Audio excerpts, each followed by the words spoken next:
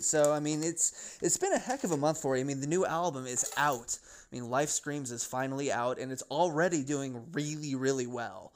I mean, as the artist, as the songwriter, I mean, as the you're the voice. I mean, what does it mean to Mm. you to have this album finally out and to see it doing as well as it has been? It's really amazing. It's an amazing feeling to be able to see people receive something that you love and that they're loving it too. Because really and truly, when we put this music out there, we didn't have a goal of trying to like make a name for ourselves or become successful in that way, but we just did it because we love it. And that's such a freeing feeling. And if other people love it, then that's cool. And if they don't, that's okay because we love it. But it's amazing because you can just see the reception has been amazing. It's been beautiful to see people love it. Right. So. I mean, it's. I read last night that it's already hit number one, and this is I believe you're the first solo female artist to debut or hit number one, and also hit number one with a previous band as well. I mean, and for you've been away for a couple years now. You've made a couple appearances here and there on some projects, but this is your comeback album, and to have that kind of an accomplishment this quickly. I mean, I don't even know if you can put that into words. It's really a phenomenal thing. Yeah, I didn't realize that was a category. I mean, even when we decided to do a solo project as a hard rock album, I remember asking my husband, like, can we do that? I mean, who did that? Like Rob Zombie or like Ozzy Osbourne? But like, right. But it's cool because it's really the only way we could have done it and kept our own priorities. You know, to do it a solo album makes the costs less so that we're able to not have to take as many gigs and we can do it at our own pace. And so the only way we could have done it was solo, and so it just so happens that just puts us in a category that's not a lot of people are in, you know? Yeah, So it's cool. Yeah, definitely. I mean, and listening to the album from the beginning, I remember hearing "Impossible" when you released that, and I hadn't heard anything else from the album, nor had anyone else, and I just remember thinking that, man, this is definitely, you can tell it's you. It's definitely Lacey. And then, I mean, and the single "Impossible" was met immediately with just really well responses in the album. But how important was it on Life Screams to have your spirituality show through as much as it does? Well, I think that if it shows through in a really obvious way, that's cool. I mean, there wasn't a specific agenda for that, but of course there's definitely it's going to show through. I mean, that makes me the most important thing to me about singing is that it's honest and I can sing what I mean and I can be genuine, you know, and I want the fans that appreciate that about what we do to feel like they can count on that, you know, and so it's always going to come from a heart that is filled with my salvation story. So, I mean, I wouldn't be alive if it wasn't for my encounter with God. On the day I planned to commit suicide, I had an encounter with God as an atheist. And he does what he wants. You know, he kind of like saved my life. And so my perspective of life definitely is a perspective from a person who wouldn't be alive if they didn't have faith, you know. Right. So they're going to hear it. You're going to hear it in the music for sure. Definitely. One track that really sticks out to me is "Vanity," which it's not even one of the musical tracks. It's kind of like a transition, but it's one of the most emotional tracks on the record, I think. Can you tell me a little bit about that one? Well, a friend of mine who I met when I went out to talk actually on a speaking tour about my story with suicide, and and my encounter with God, like I was on the speaking tour and met this guy. He's a spoken word artist and a hip hop artist. His name is Propaganda. Yes, I love Propaganda. Yeah, Yes. so that's him on there. Okay. With me, he lives in Southern California. We were there in LA, and he had just had a baby, and I was super excited about that. And he came to visit us in the studio when we were recording this song, and we had talked about doing an intro to it. And I was telling him what the song means. You know, the song is about how we tolerate so many things in our culture because of the beauty of it, because of the art of it.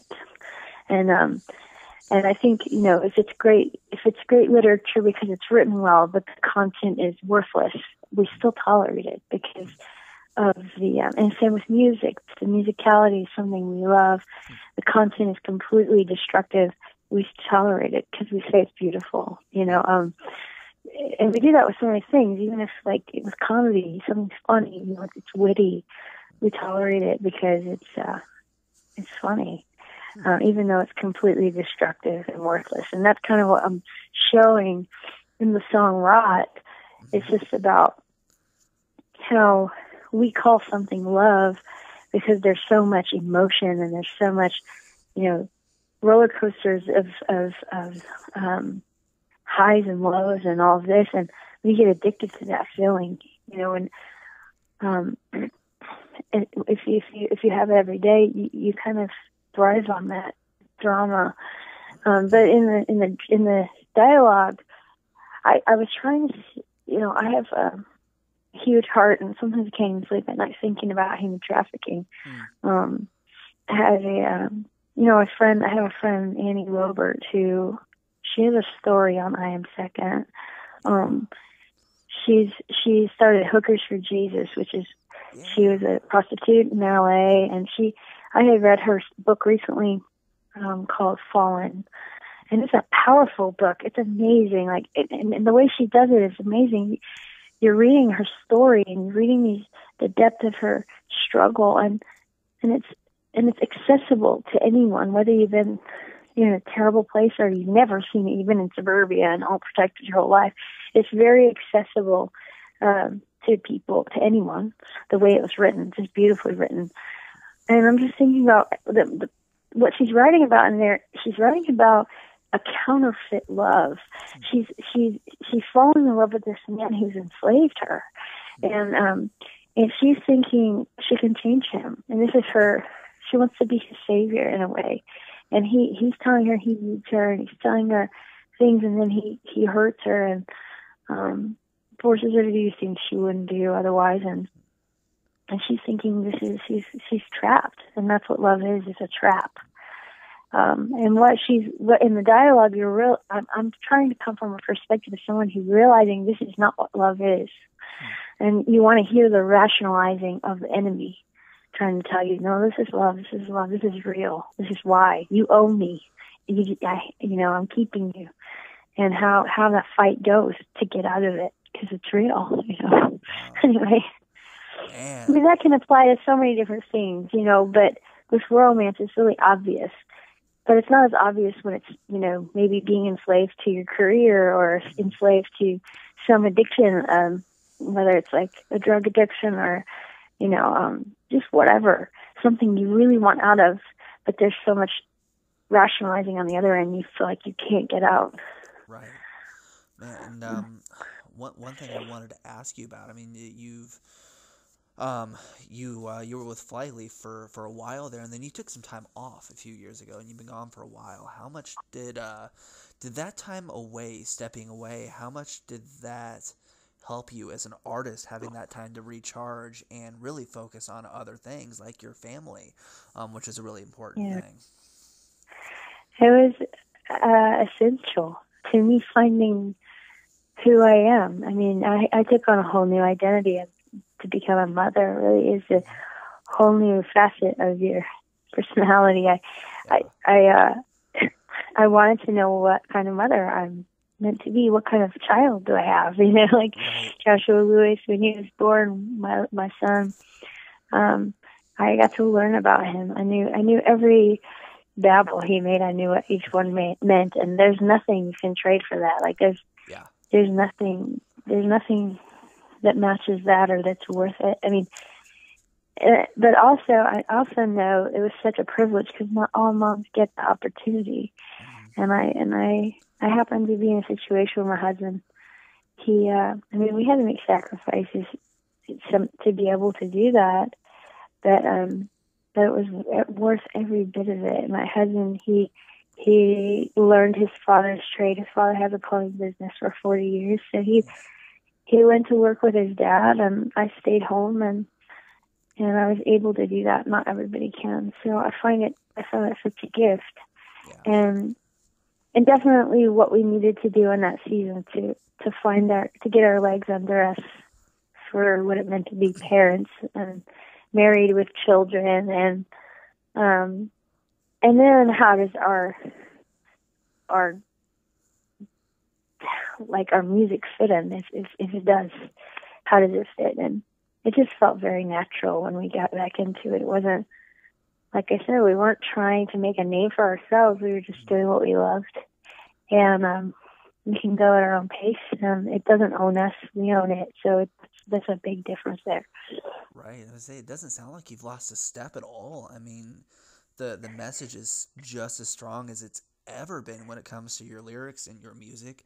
And I mean, vocally, I mean, good God, you're still right there. It's amazing.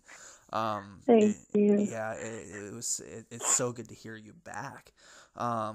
And I mean, when you finally got to hear the final mix of Life Screams and held that first physical copy, I saw the Facebook video because I follow you on there quite a bit. I saw the Facebook video of you getting the shipment of the physical copies. Can you take me through how that felt to you to really hold that final product and to hear the final mix? Yeah, it was an amazing thing. Oh, hang on just a second. Yeah. Yeah. Okay. Can you give me that? Yeah. Okay. There. I'm on an interview right now. Sorry.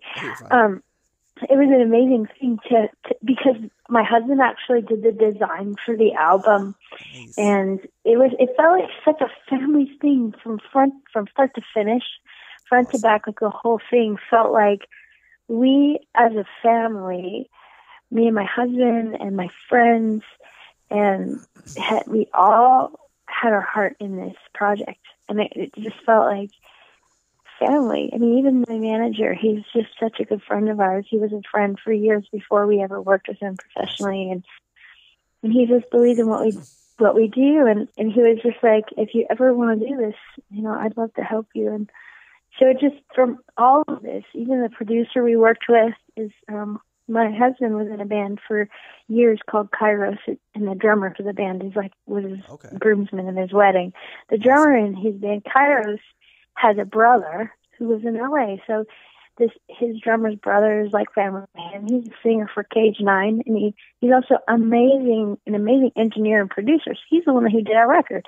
And our kids are running around the studio, and it just feels like home. And Drew, his drummer from Kairos, laid the tracks down. His wife and baby are running around the studio with our kids, and it just felt like the most personal thing. It was great that we got to give it to the world, but really and truly, if we had just made it as a memento of that season of our lives, it still would have been just as special, because it really was a family project and full of love and full of just adventure. So. Awesome. Everything else is just a bonus. I mean, yeah. In the end, you're making the music for yourself. It's what you want to write. It's what you want to play. It's what's close to you. And if we all love it, it just means that much more. Yeah. One thing I want to ask you about is a few years ago you played on a track which is one of my all-time favorites. You sang on "Take the Bullets Away" with We As Human. Yeah. And you had a chance to perform that at a festival. There's a difference between singing on the track and then getting on stage and singing it for the people. How did it feel to get out there and perform that song live?